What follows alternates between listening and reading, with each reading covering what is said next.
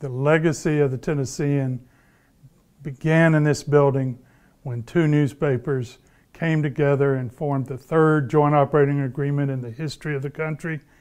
It saved the Tennessean from continued bankruptcy, and the Banner was able to join in two newsrooms and one press and one business operation. That allowed the Tennessean to start its real mission of good journalism. And I think the legacy, or under how people saw the newspaper, was as this powerful institution in the community.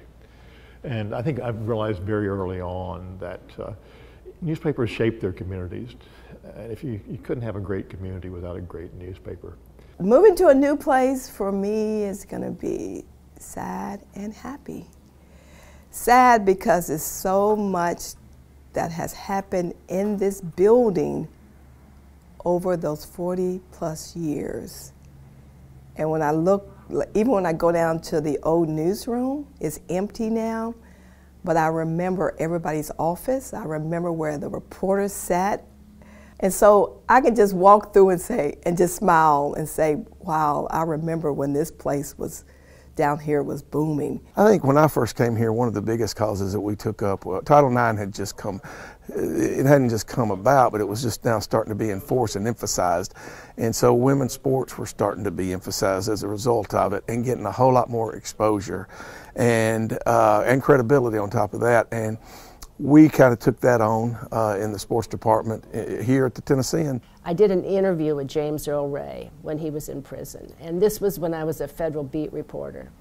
And I got to know his attorney, who was not a well-known attorney, but he'd show up at federal court from time to time. I developed a relationship with him and convinced him that I should be the one to interview James Earl Ray when he was in prison in East Tennessee.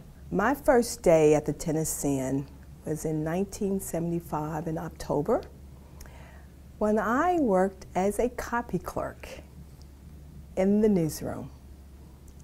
And I came that morning so I could train, and it was absolutely crazy. I mean, with typewriters going, smoking, people talking, it was exciting for a young girl like me, 15 years old. So it was a very exciting place, something I have never had the experience to ever be a part of. Well, it's been a while since I was in that newsroom, but in my day there was a lot of coffee, a lot of cigarettes, an occasional cigar. I've been coming in this building for 43 years, at first with the Banner and then the Tennessean.